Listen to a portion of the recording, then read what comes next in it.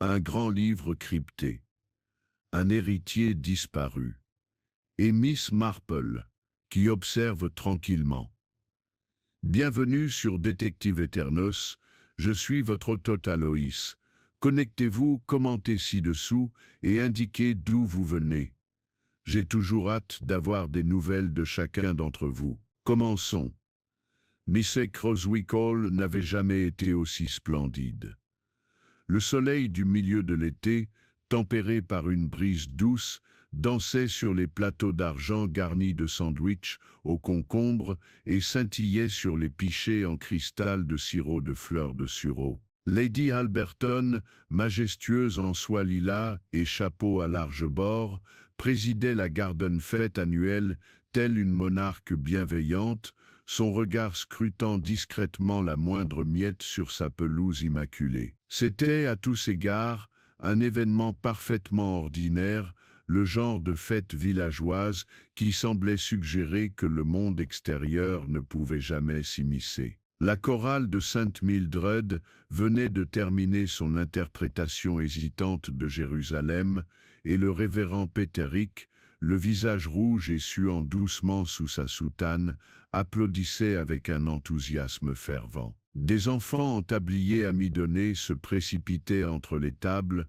cherchant l'étal des pommes d'amour, tandis que Madame Ridgway, la femme du pasteur, s'occupait des billets de tombola et d'une table de jeu qui s'effondrait. Miss Jane Marple était assise un peu à l'écart de la foule, à l'ombre d'une aubépine, ses aiguilles à tricoter cliquetant doucement. Son expression exprimait un léger contentement, même si ses yeux bleu pâle ne manquaient de rien.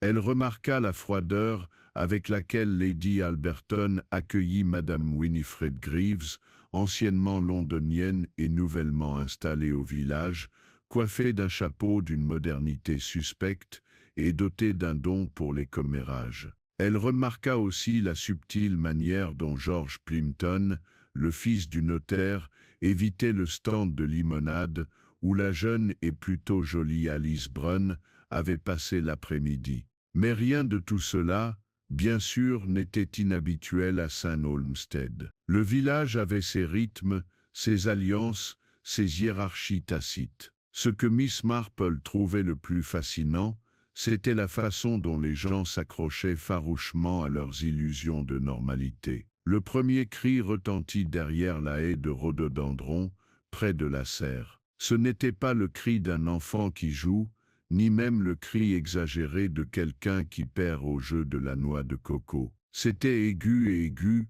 une note de peur évidente. Miss Marple s'arrêta au milieu de la rangée et posa calmement son tricot. Quelques instants plus tard, le jeune Freddie Alberton, pâle, en sueur et incohérent, traversa le jardin en titubant. Il atteignit la table à tréteaux portant l'éponge Victoria avant de s'effondrer aux pieds de Lady Alberton. « Il y a quelqu'un, il y a du sang dans la véranda, oncle Gilles. » Sa voix lui manque, ce fut Alice Brun qui courut vers la véranda la première, suivi de George Plimpton et d'un révérend Péteric surpris. Le jardin explosa de halètements, de spéculations, quelqu'un s'évanouissant dans les bras du Doc Trench.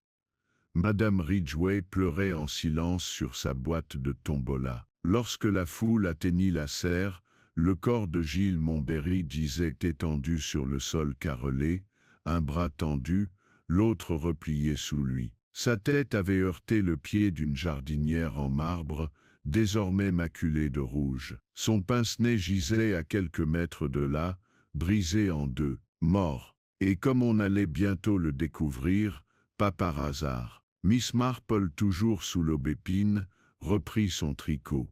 Un meurtre à la Garden Fête. Incroyable. Et pourtant elle ramassa sa maille perdue avec une précision méticuleuse, peut-être pas si extraordinaire que ça. En fin d'après-midi, les pelouses autrefois festives de Croswickhall s'étaient flétries sous le choc et les murmures. La foule, désormais silencieuse et serrée en un groupe anxieux, observa deux agents de la gendarmerie de Muchwood, boucler la serre avec une épaisse corde et entreprendre la tâche solennelle de transformer le lieu du décès en lieu de preuve. C'était dans les villages anglais, pensait souvent Miss Marple, que les ragots allaient plus vite que n'importe quelle voiture. La nouvelle de la mort de Gilles Montberry était déjà arrivée au salon de thé de Muchwood High Street et avait probablement été relatée par téléphone à l'Institut féminin local. À peine l'horreur initiale avait-elle été ressentie que les spéculations se sont précipitées pour combler le silence. « J'ai toujours dit qu'il gardait des secrets », murmura Madame Calthorpe, penchée d'un air conspirateur sur une tranche de Battenberg. Il avait toujours cet air furtif, n'est-ce pas? C'est plutôt pompeux, renifla Madame Ridgway, les yeux rougis par les larmes, sans que l'on sache si elles provenaient du choc ou de la perte de ses gains de tombola. Mais qu'est-ce qui a bien pu pousser quelqu'un à le frapper ainsi? À la Garden Fête, de tous les endroits. N'avait-il pas quelque chose à voir avec ces terribles transactions bancaires de l'année dernière? Demanda Miss Emery, l'institutrice célibataire qui parlait rarement, mais qui était une source fiable de scandales désuets. Montberry. George Plimpton intervint derrière le stand de limonade, où il s'était réfugié avec un verre à moitié vide. Non, c'était son cousin Clément, je crois. Gilles était à la retraite, n'est-ce pas? Il faisait de la comptabilité, de la planification successorale, ou quelque chose d'affreusement ennuyeux. Miss Marple, assise de nouveau dans son coin ombragé sous l'aubépine, reprit tranquillement son tricot. C'était de la laine simple aujourd'hui, rien de compliqué. Ses oreilles, cependant, étaient aussi fines que ses aiguilles.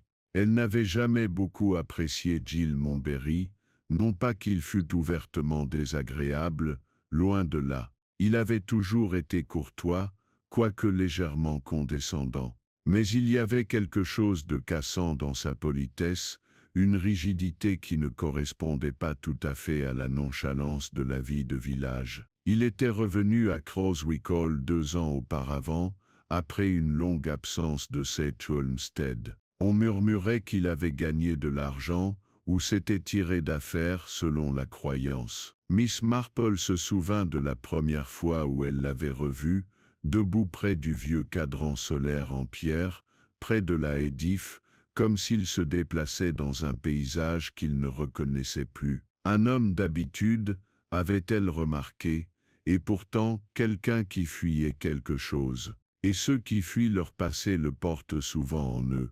À cet instant, une ombre noire s'arrêta dans l'allée de gravier, et l'inspecteur Bertram Craddock en sortit. C'était un homme grand, aux cheveux coupés courts et à la moustache qui ne masquait guère le scepticisme dans son regard. Son arrivée provoqua une vague d'émotion dans l'assemblée. Il s'approcha d'abord de Lady Alberton, qui, à son honneur, demeurait l'image même du noble sang-froid. « Inspecteur Craddock », salua-t-elle d'une voix tendue, « merci d'être venu si vite. Ça a été une belle journée. » « Je comprends, » dit Craddock en soulevant son chapeau. « Vous avez toute ma sympathie, Lady Alberton.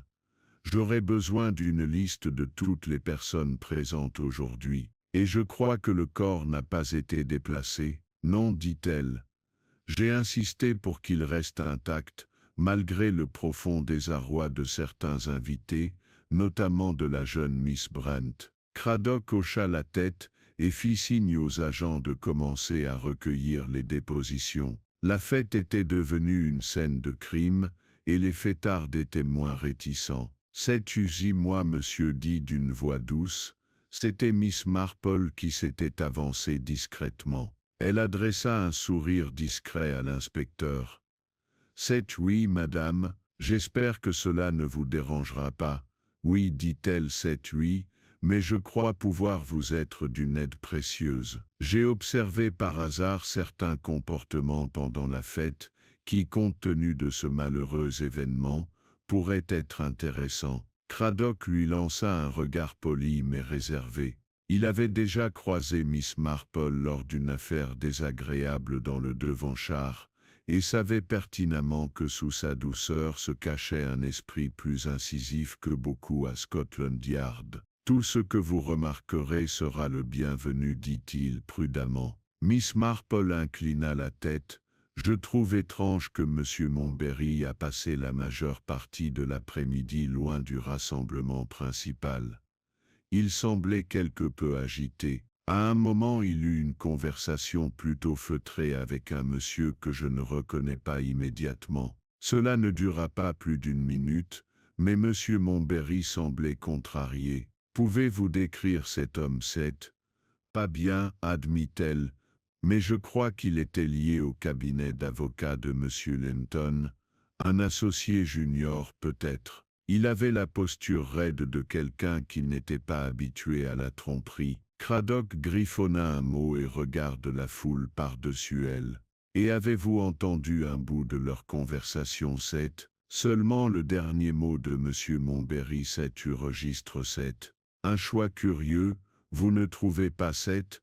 On ne parle généralement pas de registre dans les fêtes, sauf si les chiffres étaient inquiétants. L'inspectrice la remercia et passa son chemin. Miss Marple reprit son tricot sans un mot de plus. Le soir venu, les invités s'étaient éloignés, escortés prudemment par des agents de police, et repartis avec pour consigne de ne pas s'éloigner. Le village lui-même était retourné de tous côtés par la suspicion. Les maris lorgnaient leurs femmes, les voisins spéculaient sur les clôtures des jardins, les enfants étaient réprimandés pour leurs murmures, tandis que les adultes chuchotaient encore. Dans le calme de son cottage de Church Lane, Miss Marple était assise près d'un feu modeste, sirotant son thé du soir. Ses doigts s'arrêtèrent sur la chaussette de laine maintenant terminée. Le mot feu registre s'étu la tiraillait.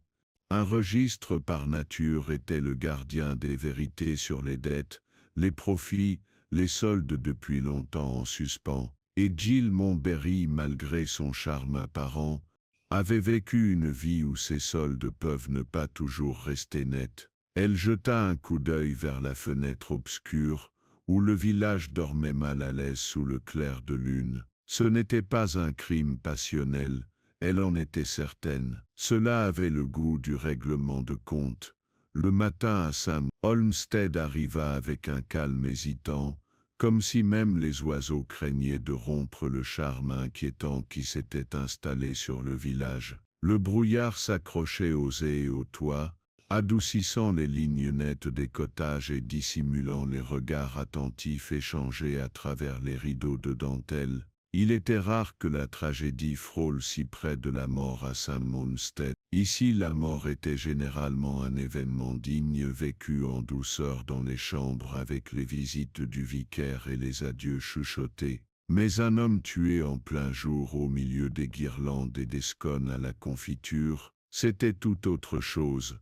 C'était un scandale. À la poste, Madame Blitt distribuait des télégrammes avec une solennité exagérée. Le garçon épicier, le jeune Jamie Hodge, jurait avoir vu du sang sur le trottoir devant Cranswick Hall, sans compter que la véranda se trouvait à l'arrière du domaine. Au salon de thé d'Il-Dil-Dilili, les clients auraient leur tasse de thé contre eux comme s'ils s'attendaient à trouver du poison dans l'Earl Grey. Pendant ce temps, l'inspecteur Craddock parcourt le village avec une détermination méthodique. Ce matin-là, il avait installé des bureaux provisoires dans la sacristie de l'église Sainte-Mildred. C'était un lieu étrange pour un interrogatoire, mais le vicaire l'avait proposé sans hésitation, et Craddock, pragmatique comme toujours, avait accepté. Il commença par les proches du défunt, en vedetine complet. « S'il vous plaît, Seth, »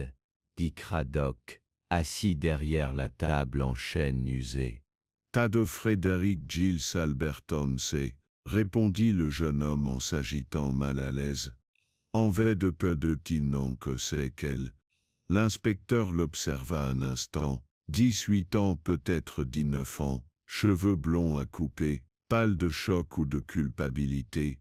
Il était trop tôt pour le dire. « C'est vous qui avez découvert le corset. » Freddy hocha la tête, la gorge serrée. J'aidais l'oncle Giles à compter les billets de tombola. Il a dit qu'il devait aller chercher un document au conservatoire. J'ai attendu quelques minutes, puis je suis allé le chercher. C'est là que je l'ai trouvé.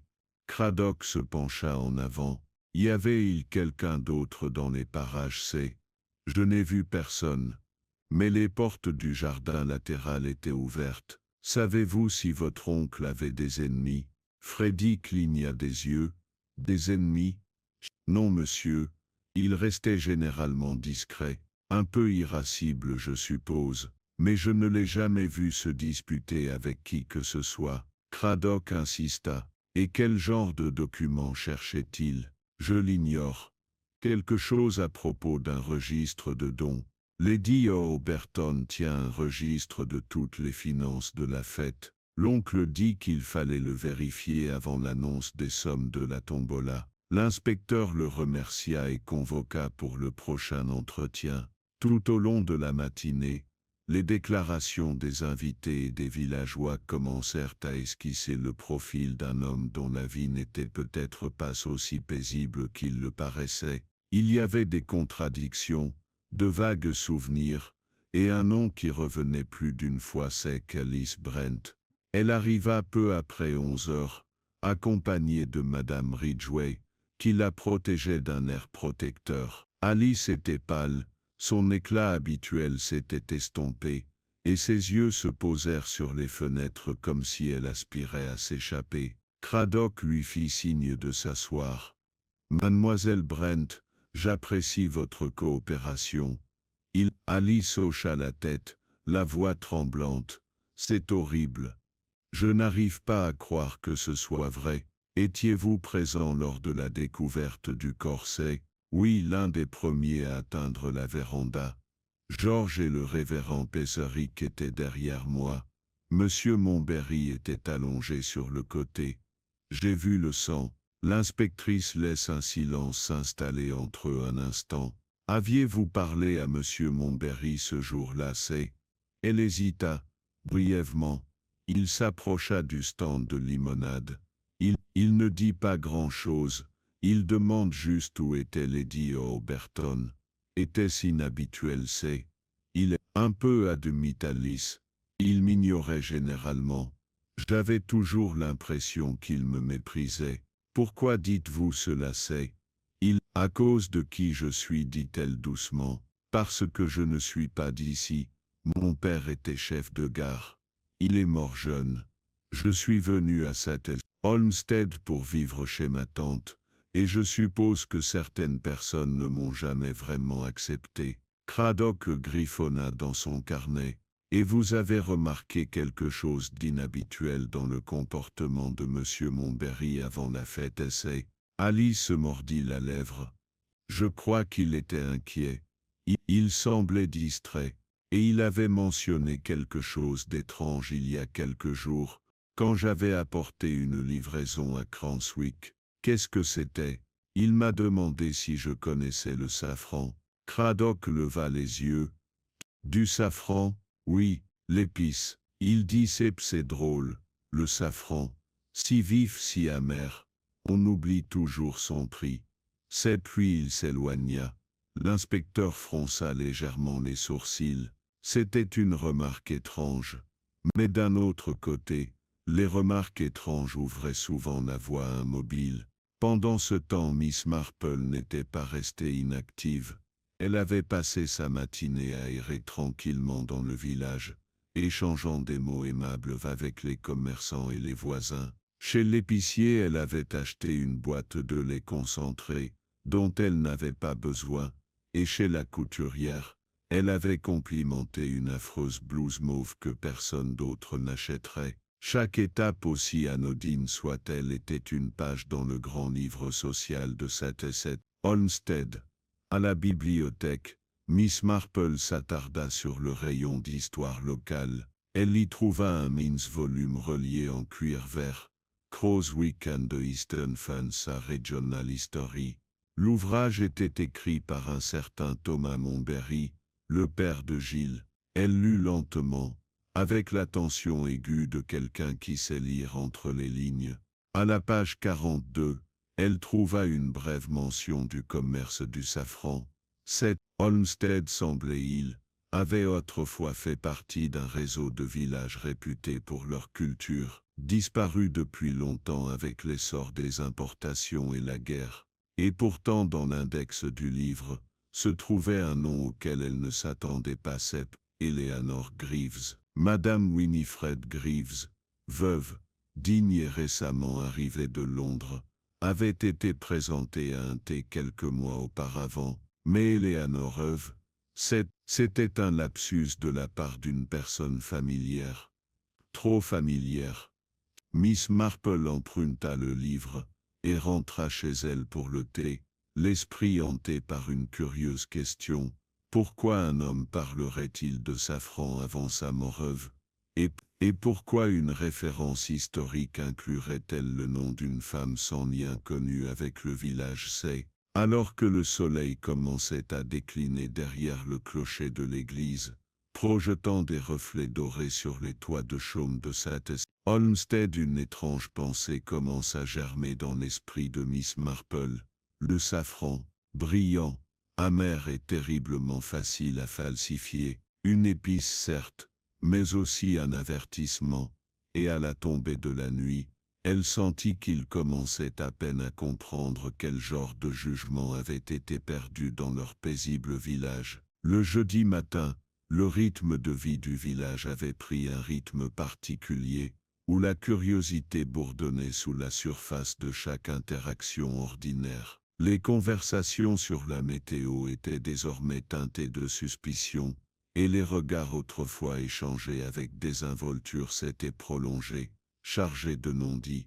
Au cœur de tout cela, Crosby Hall se dressait tel un monument silencieux au scandale qui se déroulait en son sein. L'inspecteur Craddock, pour sa part, avait concentré son attention sur 3 individus dont le lien avec feu Gilles Montberry justifiait un examen plus approfondi, et même s'il ne l'avait peut-être pas avoué à voix haute, il se demanda en silence combien de temps il faudrait apparaître avec une observation aussi inopportune que dérangeante. Le premier sur la liste de Craddock était George Plimpton. Il arriva à la sacristie peu après 9 heures, rasé de frais et vêtu de son tweed habituel, même si son apparence soignée ne parvenait pas à masquer entièrement le malaise qui se dégageait de sa posture. Il arborait le calme éprouvé de quelqu'un habitué à l'examen, mais l'inspecteur savait qu'il valait mieux ne pas s'y laisser prendre. Monsieur Limpton, commença Craddock en désignant le siège en face de lui. Merci d'avoir accepté de me parler à nouveau. George hoqua la tête. Bien sûr, j'aimerais que cette affaire soit résolue rapidement. J'en suis sûr. Votre cabinet s'occupait déjà de certaines affaires de Monsieur Montberry, n'est-ce pas? George croisa les mains. Oui. Testament et registre de succession principalement. Rien d'inhabituel. Y avait-il un registre comptable? Il y eut un silence bref, mais perceptible. Il y a toujours des registres en jeu, inspecteur, des documents financiers, des livres de comptabilité. Je parle d'un registre en particulier, un que M. Montberry a mentionné avoir récupéré avant sa mort.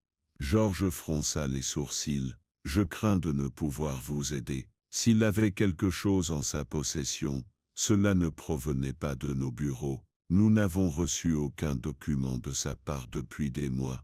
Il avait la réputation d'être méticuleux, mais aussi secret. Le secret, répéta Craddock. Eh bien, dit George en se renversant en arrière, il gardait les choses pour lui. J'avais l'impression qu'il cachait quelque chose, une affaire financière, peut-être quelque chose qui remontait à des années. Avait-il eu des différends, professionnels ou personnels?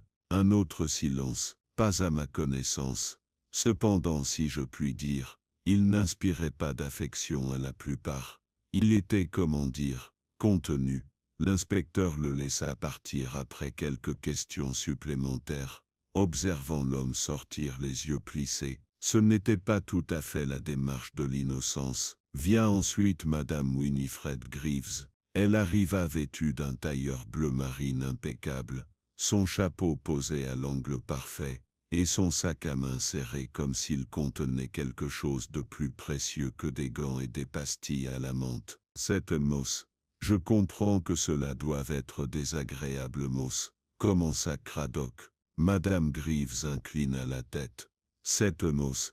La mort est rarement agréable, inspecteur, mais elle est souvent instructive. Cette Moss. En effet, je vous demande depuis combien de temps vous connaissiez Monsieur Montberry. Ses lèvres se pincèrent en ce qui n'était pas tout à fait un sourire. Assez longtemps pour reconnaître que sa respectabilité était largement performative. C'est une sacrée déclaration, vraiment, dit-elle doucement. Un homme qui surgit soudainement dans un petit village, sans liens familiaux, sans revenus déclarés et avec un salon étrangement bien meublé. Voilà un homme qui a une histoire, inspecteur. Et je ne suis pas étrangère aux histoires. Craddock tourna une page de son carnet. S'est-il confié à vous? Certainement pas. Mais j'ai connu un certain Gilles Montberry à Londres, il y a de nombreuses années, alors que j'étais connu sous le nom d'Eleanor Safford. Il ne m'a peut-être pas reconnu, mais je l'ai reconnu. Ce nom encore, Eleanor. Miss Marple ne s'était pas trompée. Et quel genre d'homme était-il alors? Madame Greaves jeta un coup d'œil vers le petit vitrail de la sacristie, où la lumière tombait en étroits rayons sur les bancs. Ambitieux, compétent, moralement souple, il travaillait pour un syndicat de marchands qui vendait, entre autres, des épices importées. Je crois qu'il a été licencié dans des circonstances douteuses. Pensez-vous que ce passé ait quelque chose à voir avec sa mort? Elle tourna vers lui son regard perçant. Je pense qu'il est insensé de croire que le passé reste enfoui, inspecteur, surtout quand il s'agit de registres. Après son départ, Craddock resta assis en silence pendant plusieurs minutes, digérant chaque mot. Il restait un nom qui avait discrètement échappé à la plupart des radars jusqu'à présent. Cette Miss Alice Brent. Elle revint à midi, cette fois sans Madame Ridgway à proximité. Ses mains étaient fermement jointes sur ses genoux, et son expression portait le poids de quelqu'un qui essayait de passer inaperçu. C'est Mademoiselle Brent, dit Craddock. Quelques détails sont apparus depuis notre dernière conversation. Pourriez-vous m'aider à les clarifier? Alice leva les yeux surprise. Moss, je vais essayer. Connaissez-vous un lien entre Monsieur Montberry et Madame Greaves? Moss, elle cligna des yeux, seulement qu'ils se parlaient de temps en temps. Madame Greaves parlait toujours avec tout le monde. Je me suis dit qu'elle s'intéressait peut-être à lui. Elle l'appelait toujours Montberry, d'un ton entendu. Craddock s'autorisa un bref sourire. Cet homme que mort, et vous a-t-il déjà parlé de son passé? Non, dit Alice. Moss, mais il m'a un jour averti de ne pas me fier aux apparences. Je n'ai pas compris ce qu'il voulait dire. Et lui faisiez-vous confiance? Moss. Elle resta silencieuse un instant. J'essayais de ne pas le faire, mais il était poli, généreux parfois. Il m'a offert un livre un jour, un recueil de poèmes. À l'intérieur il avait écrit « Aux êtres brillants, puisses-tu ne jamais te faner ?» Cela me met mal à l'aise. Craddock la regarda pensivement. Moss, l'avez-vous gardé? Je l'ai gardé. Moss, il est toujours chez ma tante. Pouvons-nous le récupérer? Elle hocha la tête, tandis que l'inspecteur se levait pour l'escorter. La porte de la sacristie s'ouvrit doucement. C'était Miss Marple.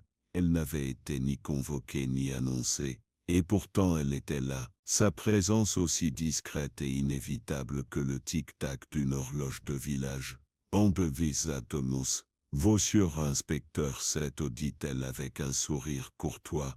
Je me demande si je peux vous accorder un instant. J'ai découvert quelque chose d'étrange. Je pense que cela pourrait vous intéresser. Cet homme caussa un sourcil, mais lui fit signe d'entrer. Miss Marple s'assit doucement, et sortit de son sac à main le petit volume vert relié en cuir qu'elle avait emprunté à la bibliothèque. Ce livre, dit-elle, avait été écrit par le père de M. Montberry, comme vous le savez sans doute, mais ce qui retint mon attention, ce fut l'appendice. Elle ouvrit le livre aux dernières pages. Il y est fait mention d'un registre, un vieux registre de marchands de la bourse du Safran à Londres. D'après ce qui précède, la famille Montberry possédait autrefois des actions dans une compagnie maritime aujourd'hui disparue, Farrier & Sons. Ils transportaient des épices et d'autres marchandises. Certaines, selon la rumeur locale, n'étaient jamais correctement comptabilisées. Cradock fronça les sourcils. Qu'en pensez-vous? Je crois que M. Montberry a trouvé quelque chose dans ce registre, dit Maurice Marple le regard calme. Quelque chose qui aurait coûté cher à quelqu'un d'autre si cela avait été découvert. L'inspecteur l'examina attentivement. Et pensez-vous que le tueur venait de l'extérieur du village? Oh non, dit-elle doucement. D'après mon expérience, inspecteur, le meurtre vient rarement de l'extérieur. Il se développe lentement, comme un champignon sur du pain humide. De vieux secrets, de vieilles dettes et de haines sourdes qui fermentent depuis des années. Elle se leva et ramassa son sac à tricot. Et maintenant je pense qu'il est temps que j'aille rendre visite à Lady Alberton. Il y a une histoire de livre de contes manquant. Il pourrait nous en dire bien plus que nous ne le pensons. Cradock la regarda partir, à la fois exaspéré et étrangement rassuré. Miss Marple ne tira pas de conclusion hâtive. Mais en y regardant de plus près, la vérité se révéla peu à peu, comme le soleil à travers le brouillard matinal. Cranswick-Hall, bien que toujours majestueux par ses proportions et sa grâce paysagère, portait les cicatrices subtiles des événements récents. Les allées du jardin étaient trop foulées. Les rosiers tais au bord de la pelouse pendaient, comme gênés par ce qu'ils avaient vu. À l'intérieur, la maison ressemblait moins au siège des Alberton qu'à une scène d'où les acteurs auraient oublié leur texte. Lady Alberton reçut Miss Marple dans le salon, un espace tapissé de damas délavés et imprégné d'un parfum de peau pourrie. Malgré les événements sinistres des derniers jours, elle demeurait l'image même du calme. Sa robe était impeccable, ses cheveux gris soigneusement coiffés. Pourtant, il y avait quelque chose de tendu dans sa façon de tenir sa tasse de thé, quelque chose d'inhabituellement serré au coin de sa bouche. « C'est peu mademoiselle Marple, Miss Marple, dit-elle après avoir échangé les civilités d'usage. C'est peu, vous êtes la bienvenue, bien sûr. J'allais prendre le thé. Voulez-vous vous joindre à moi? Ce serait très aimable, répondit mademoiselle Marple en s'installant dans le fauteuil près de l'âtre. C'est peu, je dois admettre que je suis ici pour une enquête plus que pour des raisons sociales. C'est peu, je regarde Lady Alberton vacilla, mais ne vacilla pas. C'est ce que je pensais. Cet affreux inspecteur Cradock est allé et venu comme un commerçant. Oh, il est très minutieux, dit mademoiselle Marple d'un ton doux, et je m'attends à ce qu'il découvre pas mal de choses avec le temps. Mais j'espérais pouvoir vous interroger directement sur un point précis. C'est peu, je l'ouvris, dit mademoiselle Marple, Mademoiselle Barton, dit mademoiselle Marple. C'est peu, j'ai cru comprendre qu'il était conservé dans votre bureau. C'est peu, Montberry, si j'ai bien compris, souhaitait le consulter juste avant sa mort. Lady Alberton fronça les sourcils. C'est peu, je l'ouvris. C'est exact. C'est peu, je l'ouvris. Vous suivez bien, je l'ouvris. C'est peu, je l'ouvris. Dit mad bonteuse l'ouvris. Dit mad ouvris. Dit mad ouvris. Dit mad ouvris. Dit mad ouvris. Bon, ici, mon compte. Et le livre de contes a-t-il été retrouvé depuis sa mort? Lady Alberton fronça les sourcils. Non, pas vraiment. Je n'y avais pas pensé jusqu'à présent, mais personne ne l'a mentionné. Miss Marple hocha légèrement la tête. Je me demande si cela vous dérangerait terriblement que nous regardions. Bien que quelque peu surprise par la demande, Lady Alberton la conduisit à travers le couloir central et dans le bureau. La pièce, bordée d'étagères en noyer foncé et lourde de poussière, exhalait une légère odeur d'encaustique et de vieux papier. Un grand bureau à cylindre se trouvait sous la fenêtre, son plateau incurvé fermé. Lady Alberton s'en approcha et le déverrouillagea avec une petite clé en laiton. Le couvercle glissa dans un grognement. Miss Marple resta immobile pendant qu'on fouillait les tiroirs. D'étranges bouts de papier, des lettres, un programme défraîchi de la Mochwood Amateur Operatic Society, mais pas de registre. Comme c'est étrange, murmura Lady Alberton. Il devrait être là. Je suppose que les domestiques n'entrent pas dans cette pièce, demanda Miss Marple. Rarement. Giles avait une certaine possessivité envers cet espace lorsqu'il y revint. Il installa le bureau et commença à y classer des dossiers personnels. Rien d'inconvenant, j'en suis sûr, mais il n'aimait pas que les autres s'en mêlent. Petit curieux sec, dit Miss Marple doucement. Elle s'approcha de la fenêtre, son regard captant le mouvement de 2 étourneaux sur le mur du jardin. Tico vous avait dit qu'il était revenu il y a 2 ans. Était-ce une bonne entente que Tico voit 2, Tico voit 2, Tico voit 2, Tico voit 2, Tico voit 2, Tico voit 2, Tico voit 2, Tico voit 2, bon défunt mari. Mais je ne prétends pas qu'il était facile. Il dégageait une certaine rancœur. Il ne le disait jamais à voix haute, mais je soupçonne qu'il croyait qu'on lui avait refusé quelque chose. Un héritage peut-être, ou une certaine reconnaissance. Miss Marple hocha la tête. Et y avait-il une trace de ce qu'il avait fait avant de retourner à cet homme Olmsted? Très peu, dit Lady Alberton. Il disait avoir voyagé. En Inde puis aux Amériques.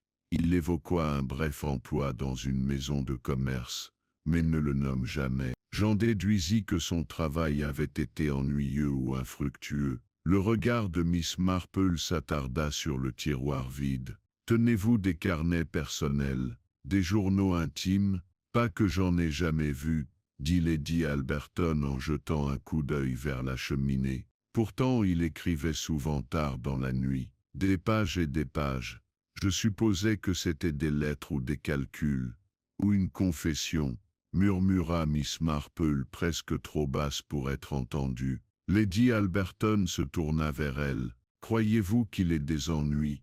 Miss Marple lui adressa son plus délicat sourire. « Il est fort possible, Lady Alberton, qu'il porte le poids de quelque chose de longtemps caché. Et si ce quelque chose se retrouvait dans le livre de compte de la fête et y était lié, cela expliquerait pourquoi quelqu'un se donnait tant de mal pour le dérober. » Après avoir pris congé, Miss Marple parcourut la courte distance qui le séparait du cimetière. L'air était vif et des voix d'enfants résonnaient au fond du terrain où se déroulait une partie de basket-ball. Mais le village régnait encore un silence inquiet comme une page à moitié tournée d'un livre dont personne n'avait vraiment envie de lire la ligne suivante. Elle s'assit sur le banc sous l'if et réfléchit. Le registre manquant, les remarques étranges de Giles Montberry, un lien avec le commerce du safran, et maintenant un document disparu qui n'avait probablement jamais eu sa place parmi les reçus de fête.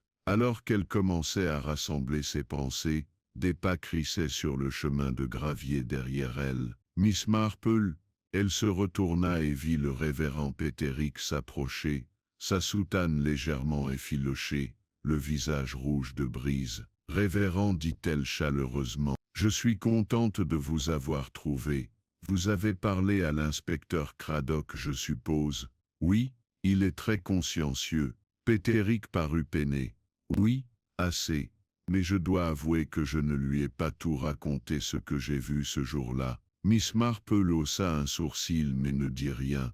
J'ai vu Giles parler à quelqu'un juste avant la tombola. Au début je n'y ai pas prêté attention, mais l'homme semblait tendu. C'était George Plimpton. Vraiment? Il ne se disputait pas vraiment, mais le visage de M. Plimpton était pâle. Il tendit une enveloppe pliée à Giles. Giles la glissa directement dans la poche de son manteau et se dirigea vers la véranda. « Et vous ne l'aviez pas mentionné avant? Je n'étais pas sûr que cela ait une importance, Mais ensuite je me suis souvenu d'autre chose. Oui, il y a eu un incendie dans la véranda ce soir-là, après le départ des agents. Un petit incendie, Dieu merci, une pile de papier brûlée dans la cheminée. Le jardinier l'a retrouvé le lendemain matin. Il a pensé que quelqu'un avait peut-être laissé tomber une cigarette. Mais bon, personne dans ce village ne brûle de papier comptable par accident. Non. À qui est ça, Miss Marple? Certainement pas. Elle retourna à son cottage, l'esprit constamment en ébullition. Un grand livre qui n'avait peut-être jamais été enregistré dans les comptes de la fête, une lettre transmise discrètement d'un avocat à son client, et un incendie précis, peut-être juste assez pour enlever quelque chose d'accablant. Elle s'est assise à sa table d'écriture et a récupéré ses notes. Il y avait quelque chose dans l'arrangement de tout cela, un modèle pas encore tout à fait clair, mais en formation, comme les premières rangées d'un châle en dentelle sans signification jusqu'à ce que l'on ait tricoté assez loin pour comprendre la conception. Et Giles Montberry, avec ses manières prudentes et ses yeux agités, avait été le fil qui les avait tous liés ensemble. Mais quelqu'un quelque part avait décidé qu'il était temps de couper ce fil. Le lendemain a commencé couvert, avec un ciel gris pressant sur les toits de chaume de Saint-Olmsted comme un avertissement silencieux, bien que l'air transporte le riche parfum de terre humide et la trace occasionnelle de woodsmoke, il y avait peu de réconfort. Les soupçons persistaient dans les voies comme la brume du matin, se recroquevillant entre les haies, et dérivant dans les rideaux de salon. À Cranswick Hall, le conservatoire est resté bouclé. Un panneau sans entrée avait été à la hâte sur ses portes en verre, mais cela n'avait pas fait grand-chose pour empêcher les ragots de s'épanouir. Si quoi que ce soit cela l'avait encouragé, à l'intérieur de la grande maison, les chambres étaient plus silencieuses que d'habitude. Les serviteurs se sont déplacés discrètement. La conversation a été maintenue à des tons étouffés, et Lady Alberton n'a reçu aucun visiteur. C'était comme si la maison elle-même s'était retirée, reculant de la violation de l'effusion de sang. Et pourtant Miss Marple est arrivée à 10h30 avec un châle autour de ses épaules et un but dans ses yeux. Elle n'avait pas été invoquée rarement, mais elle avait appelé Lady Alberton avec une détermination si douce qu'un refus aurait semblé non seulement impoli, mais impossible. Elles se retrouvèrent dans la salle à manger, où les toasts avaient refroidi, et la marmelade restait intacte. « Mademoiselle Marple, dit Lady Alberton avec un sourire narquois, faites-vous devenir une figure incontournable de cette maison. Je vous présente mes excuses, dit Miss Marple d'un ton aimable, mais je me demandais un instant si je pourrais voir la véranda. Lady Alberton cligna des yeux. La véranda? Pourquoi diable? Faites, je crois que les derniers instants de M. Montberry ont pu laisser quelques indices, comment dire, et comme il avait pris la peine de visiter cette pièce, je pensais qu'il valait mieux ne pas la négliger. Lady Alberton hésita, ses doigts effleurant le bord de sa tasse de thé. « Faites voir, c'est trop précieux. Très bien, dit-elle enfin. Faites voir, c'est trop, mais j'insiste pour que vous soyez accompagné. Faites voir, c'est 10 minutes plus tard le majordome, Krell, conduisit Miss Marple au fond du hall. La véranda était une longue extension vitrée au fond de l'ailette, remplie de plantes en pot, de meubles en osier et d'un parfum persistant de terre et de géranium. Même à la lumière du jour, elle affichait le silence pesant d'une scène de crime. La tache sur le carrelage s'était légèrement estompée sous le nettoyage des agents, mais sa forme était encore visible. Une légère ombre brun-rouge témoigne des violences commises. Krell s'attarda près de la porte, comme on le lui avait demandé, tandis que Miss Marple évoluait lentement dans la pièce. Son regard errait, non pas avec la frénésie d'un policier, mais avec la précision posée de quelqu'un cherchant quelque chose de plus subtil que des empreintes digitales. Elle s'arrêta devant l'étagère d'angle, des manuels de jardinage, un recueil de poésie cantroillée, Curieusement, un vieux journal de comptabilité dont la couverture était partiellement brûlée. Miss Marple tendit la main vers l'étagère. « Miss touchez à rien, Madame Seth », intervint Krell d'un ton sec. « Fell, je ne le ferai pas, Seth, dit-elle, mais c'est intéressant, ne trouvez-vous pas, que quelqu'un puisse tenter de détruire ne serait-ce qu'une partie d'un livre, Seth ?» Elle se pencha. La couverture portait le vague blason de Farrier & Fils, le nom mentionné dans l'histoire de la famille Montberry.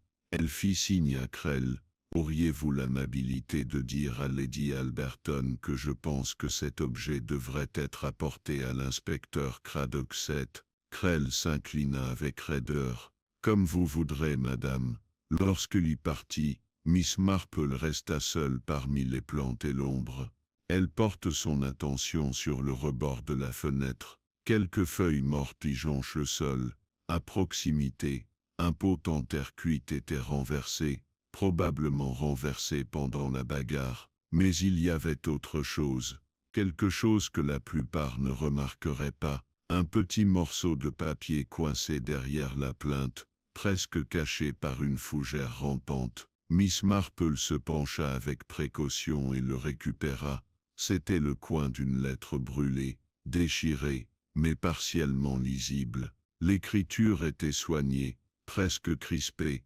Elle lut le peu qui restait ne restera pas indéfiniment silencieux. Si la vérité sur Saffron Holdings est révélée au grand jour, d'autres suivront. Vous devez décider maintenant. Brûler les archives ou c'est tout. Elle glissa le fragment dans son sac à tricot, et leva les yeux vers le plafond, où un rayon de lumière pâle traversait la vitre. La tempête, pensait-elle, avait probablement commencé bien avant la fête. Jill Montberry n'était pas revenu simplement pour sa famille ou pour la paix, il était venu régler les derniers détails, et quelqu'un quelque part dans ce village avait veillé à ce que ces détails ne soient pas réglés. Devant la véranda, elle trouva l'inspecteur Craddock qui attendait sous l'arche. « Faites voir ces troupes, mademoiselle Marple, dit-il. J'avais le pressentiment que je pourrais vous trouver ici. Faites Seth. » Elle lui tendit le registre carbonisé et le fragment de la lettre. « Ceci, dit-elle doucement, pourrait répondre à plus qu'il ne demande. » Craddock les examina, les sourcils froncés. « Vous croyez que Montberry a découvert quelque chose? Moi oui, quelque chose d'inquiétant, peut-être une fraude. Saffron Holdings, semble-t-il, était plus qu'une simple société commerciale. Certains suggèrent que ces registres 7, peut-être ceux-là même qu'il possédait 7 contenaient la preuve de falsification de registres d'exportation, peut-être même l'utilisation de biens volés, de grande valeur. Si je ne me trompe, » il plia la lettre et hocha la tête d'un air sombre. Cela rendrait certainement un homme dangereux. Ils retournèrent lentement vers l'entrée de la maison. « Croyez-vous que George Plimpton soit impliqué, Seth ?» demanda-t-il. Miss Marple marque une pause. « Je pense que M. Plimpton en sait plus qu'il ne veut bien l'admettre. Il a l'air d'un homme sous la contrainte, mais je ne suis pas convaincu qu'il soit le tueur. Quiconque a tué Jill Montberry l'a fait sous l'effet de la panique. C'était calculé, presque chirurgical. » Craddock la regarda avec respect, mais aussi avec frustration. « Et pourtant on ne les nomme pas. Ce n'est pas le moment, Seth, dit-elle. Il reste encore une pièce à assembler. Cet après-midi-là, la rumeur se répandit que Lady Alberton avait renvoyé sans préavis une des femmes de chambre, une jeune fille discrète nommée Sarah, connue pour sa discrétion et sa bonne conduite. Aucune explication ne fut donnée, mais au village on inventait toujours des explications si on n'en fournissait aucune. Miss Marple l'apprit juste avant le dîner. Elle était assise dans son salon, son tricot posé, un feu de cheminée crépitant dans la cheminée, un renvoi sans motif. Soudain, après un crime, Miss Marple ferma les yeux. Une servante dans une grande maison savait souvent des choses qu'elle n'avait pas le droit de savoir, et les secrets, Miss Marple l'avait appris depuis longtemps. était plus lourd que l'or. Il cherchait toujours à se libérer. Il lui faudrait retrouver Sarah et vite, car si quelqu'un s'occupait de régler les détails, la jeune fille pourrait être en danger. Et cette fois Miss Marple soupçonnait que le tueur n'attendait pas la prochaine fête champêtre. Le soir tomba tôt sur South Olmsted ce vendredi-là, une brume s'échappant des marais et s'enroulant autour des cheminées et des avant-toits comme un secret. Un malaise silencieux s'était emparé du village comme une toux réprimée à l'église. Et si les routes étaient toujours aussi propres et ordonnées, et les haies soigneusement taillées, quelque chose d'essentiel avait changé. Un village, autrefois complaisant dans son pittoresque, observait maintenant son propre reflet avec suspicion. Dans son salon de Church Lane, Miss Marple ajusta la flamme sous sa bouilloire et posa une troisième tasse de thé sur le plateau. « J'espère vraiment qu'elle viendra, dit-elle, presque pour elle-même. Elle a peur. Mais les gens effrayés disent souvent plus vrai qu'ils ne le pensent. » Effectivement, juste avant 8 heures, on frappa à la porte latérale, un coup timide et léger, à peine plus qu'un petit coup. Miss Marple ouvrit et trouva Sarah, la bonne debout, les yeux écarquillés et anxieux, son simple manteau marron boutonné jusqu'au cou et ses chaussures humides de marche. « Faites vos entre ma chère Anne, dit Miss Marple chaleureusement. Faites vos, tu dois avoir froid aux yeux. Assieds-toi ici près du feu. Je viens de préparer du thé. Faites vos. Sarah entra avec hésitation, serrant un paquet contre sa poitrine. Ses mains tremblaient en retirant ses gants. Faites vos.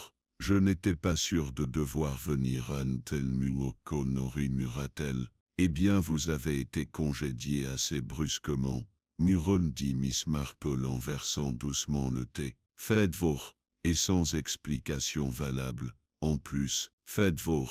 Cela donne forcément l'impression d'être désemparé. Sarah hocha la tête, la gorge serrée. Lady Alberton a dit que j'avais trahi la maison, dit-elle d'une voix brisée. Faites vos, mais je ne l'ai pas fait, je le jure, je n'ai rien dit à personne. Faites vos. Miss Marple lui tendit une tasse. Faites vos, Lazur. Alors pourquoi croit-elle que vous l'avez fait? Faites vos. Sarah baissa les yeux sur ses genoux. J'étais dans la véranda la veille de la fête. Je faisais la poussière. Monsieur Montberry ne m'a pas vu, je crois. Faites vos. Il entra par la porte latérale en marmonnant. Il tenait un dossier à la main, quelque chose de gris, avec un ruban. Il semblait excité, ou inquiet, je ne sais pas vraiment. Il s'assit et commença à écrire dans un petit carnet. Quel genre de carnet? Vert foncé, un registre je crois. Il le feuilletait sans cesse, ainsi que des papiers. Puis il dit c'est peu que tout ça n'était qu'une imposture. Une imposture safran dit qu'au nom ici. Miss Marple resta assise, immobile. Et vous, qu'avez-vous fait? Je n'ai pas dit un mot. Je me suis éclipsée, aussi silencieuse que possible. Mais j'en ai parlé à Maisie, la femme de chambre plus tard, juste en passant. Je ne pensais pas que cela signifiait quoi que ce soit. Miss Marple plissa légèrement les yeux. Et Maisie, Sarah se mordit la lèvre. Maisie est amoureuse de Monsieur Lambton. Elle se vante toujours quand elle lui parle. Je pense qu'elle a peut-être répété ce que j'ai dit, et Monsieur Lambton l'a peut-être répété à quelqu'un d'autre. Sarah déglutit. C'est après que Lady Alberton m'a dit de faire mes bagages, qu'elle m'avait traité d'impertinent, de fouineur là où je n'avais rien à faire. A-t-elle parlé du registre? Sarah hésita, puis lentement, elle hocha la tête. Elle m'a demandé si j'avais vu le petit livre infernal de Giles. Je lui ai répondu que non. Elle parut soulagée. Miss Marple se leva et alla jusqu'au buffet, prit une boîte à biscuits.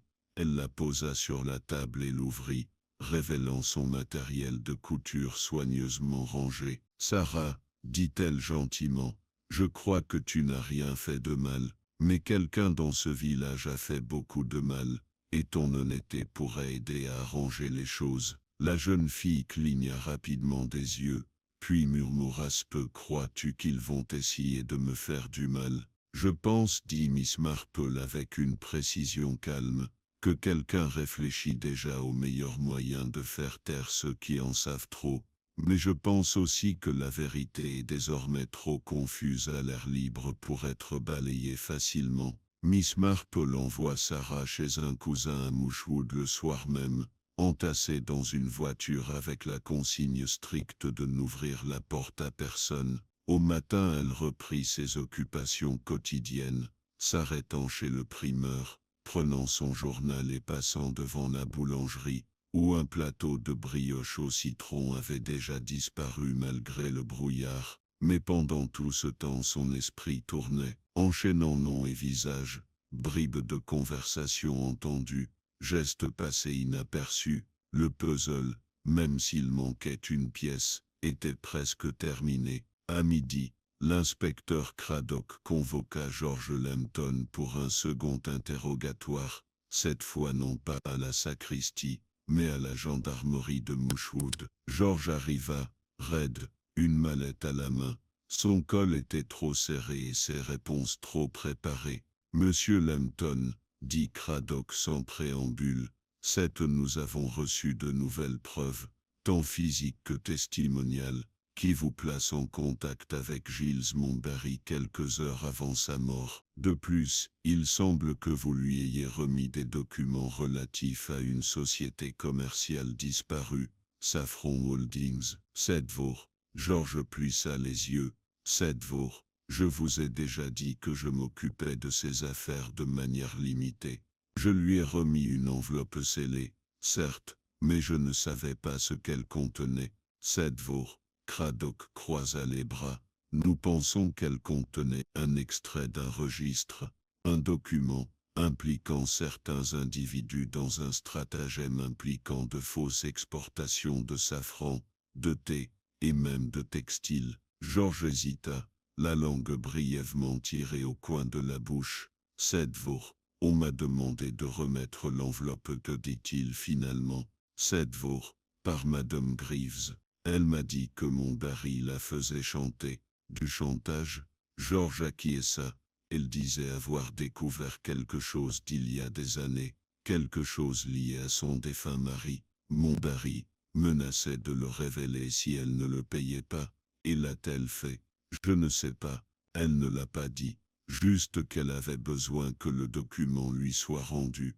Je pensais que c'était une affaire privée. Je n'avais pas remarqué que Craddock s'était penché, dit Sedgemoor. Monsieur Plimpton, avez-vous vu le contenu de cette enveloppe? Sedgemoor. Non, dit George rapidement, mais Montbarry parut triomphant en la prenant. Il dit Sedgemoor. Voici la clé. Toute l'affaire finit par être révélée. Sedgemoor. Puis il partit. L'avez-vous dit à Madame Greaves? Oui. Plus tard dans la soirée, elle m'a dit d'oublier ce qui s'était passé. Craddock le congédia d'un avertissement, et retourna à son bureau où Miss Marple était assise, son tricot sur les genoux. Sedgemoor, on m'avait ponti Harry. Sedgemoor, elle hocha la tête. Chaque mot. Sedgemoor, vous le croyez? Sedgemoor, Sedgemoor, le croyez? Sedgemoor, le croit, dit-elle. Mais pas pour les raisons qu'il aurait souhaité. George est faible, inspecteur, mais pas méchant. Je crois qu'il a été manipulé, peut-être involontairement. Je ne crois pas, en revanche, que Madame Greaves ait été victime de chantage. Alors pourquoi remettre les documents? Pour empêcher Montbarry de les utiliser, peut-être pour les détruire complètement. Mais je soupçonne que la situation est bien plus ancienne et bien meilleure qu'une simple extorsion. Sedgemoor. Craddock expira. Sedgemoor. Et vous pensez qu'elle l'a tué? Je pense que dit doucement Miss Marple.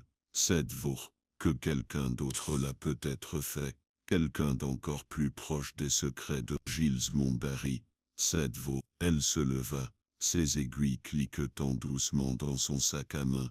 Je crois qu'il est temps que j'aie une nouvelle conversation avec Lady Alberton, et cette fois, pas de thé, ou de livres de contes, cette fois, de famille, et de ce que nous choisissons de protéger, même lorsqu'ils ne le méritent plus. Dehors la brume s'était légèrement dissipée, le ciel prenant un gris plus doux, mais Miss Marple savait que le pire était encore à venir. Le tueur, soupçonné, elle n'avait pas fini de se cacher, mais elle n'avait pas fini non plus d'observer. C'était la fin de l'après-midi, lorsque Miss Marple retourna à Croswick Hall. Les ombres sur la pelouse étaient longues et douces, s'étirant comme des membres fatigués sur les allées de gravier. À l'ouest, le soleil se pressait contre un banc de nuages pâles, projetant une teinte dorée sur les cheminées et les pignons de pierre. La maison était plus silencieuse qu'avant, mais la tension n'était plus celle d'une tragédie immédiate. C'était maintenant le calme de la retenue, des gestes prudents et des silences vigilants. Le genre de silence, disait souvent Miss Marple, qu'on entendait dans les salons où trop de vérité avait été trop longtemps cachée. Krell, le majordome, la laissa entrer sans commentaire. Il paraissait plus maigre, ou peut-être simplement plus âgé. Le chagrin, ou la culpabilité, avait tendance à vieillir les gens, lorsqu'ils n'y prêtaient pas attention. Lady Alberton la reçut cette fois dans le petit salon, un espace lumineux et ensoleillé, avec des coussins en chine pâle et de hautes fenêtres. Le thé était déjà servi, bien qu'aucune des deux femmes ne fasse vraiment l'effort d'y toucher. Je suppose, dit Lady Alberton en fronçant légèrement les sourcils, faites, que vous êtes ici pour poser d'autres questions. Faites-vous. Miss Marple sourit doucement. Faites-vous, pas tant pour demander, Lady Alberton, que pour clarifier. Faites-vous. La femme plus âgée posa sa tasse et croisa les mains sur ses genoux. Ses doigts, longs et élégants, portaient une bague unique en or sertie d'un grenat. Faites-vous. Et qu'est-ce qui a besoin d'être clarifié, précisément? Faites-vous. Miss Marple se pencha légèrement en avant. Faites-vous.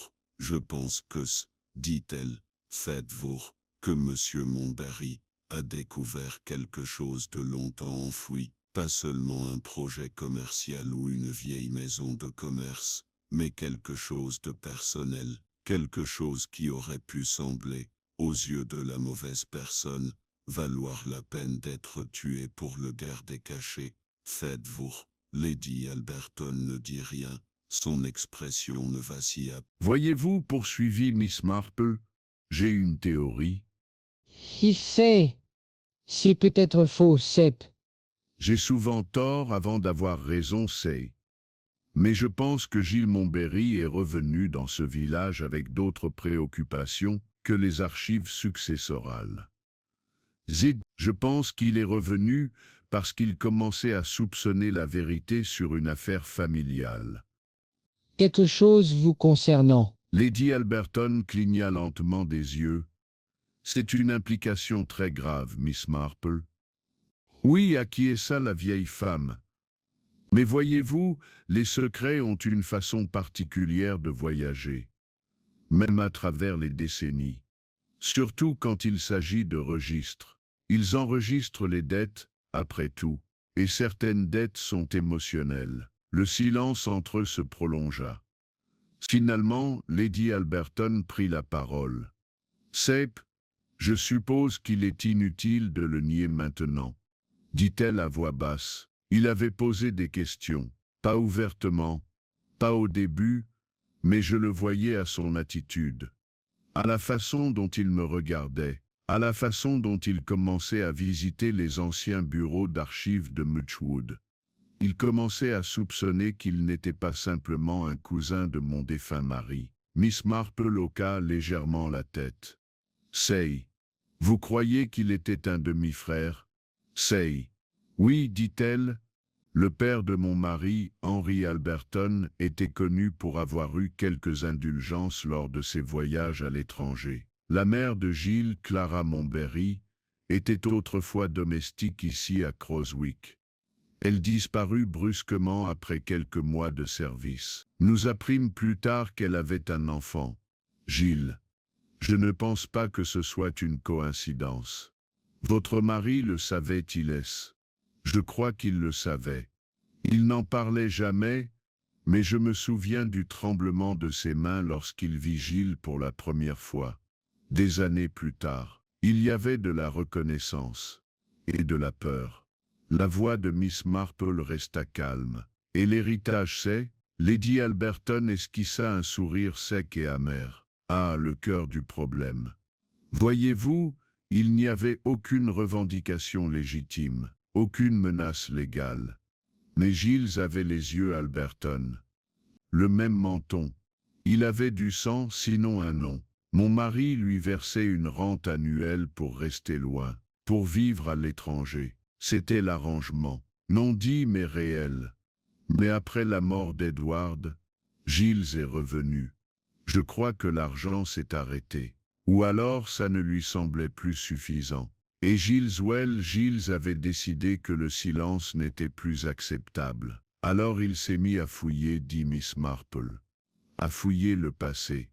Et à écrire, ajouta Lady Alberton. Oh, il écrivait sans arrêt. Des lettres, des récits, même des mémoires, je crois. C'était dangereux. Mais je ne l'ai pas tué, Miss Marple.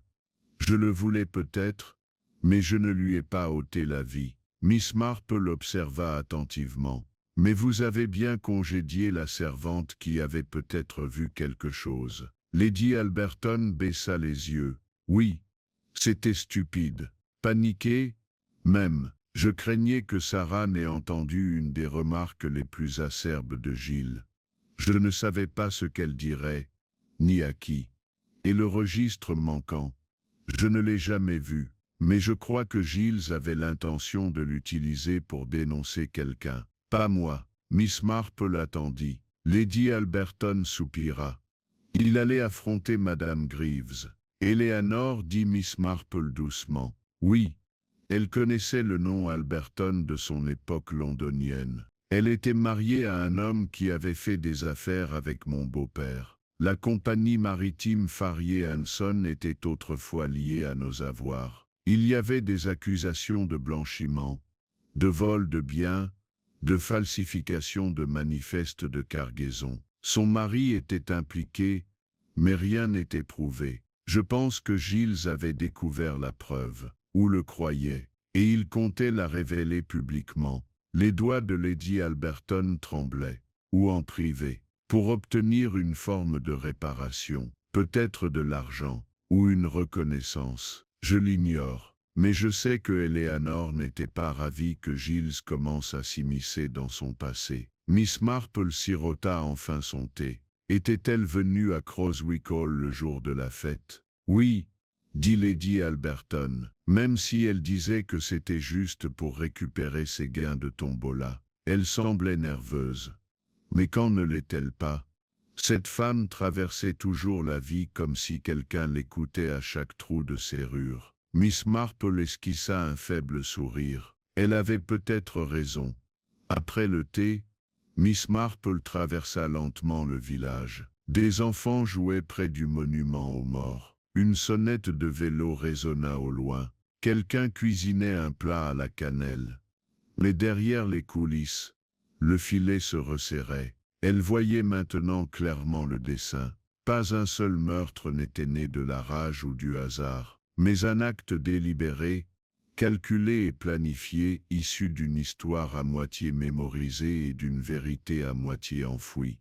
Elle atteignit son portail et s'arrêta, regardant le long du chemin en direction du cottage des Greaves. Les rideaux étaient tirés. Il était temps, pensa Miss Marple, d'avoir une dernière conversation. Mais elle ne partirait pas sans préparation. Elle devait tendre un piège, pas cruel, mais prudent. Un filet de mots conçu pour attraper un dernier mensonge. Le lendemain matin de sa conversation avec Lady Alberton, Miss Marple se leva avec la détermination tranquille qui précédait souvent ses actes les plus décisifs. Sa routine resta inchangée, des flocons d'avoine, un œuf mollet et un petit pot de marmelade. Pourtant, sous ce calme apparent se cachait l'attente d'un nœud final à nouer et la dernière maille d'un long fil emmêlé. Elle passa les premières heures à préparer une lettre, écrite de sa petite écriture méticuleuse, et la posta elle-même sur la place du village.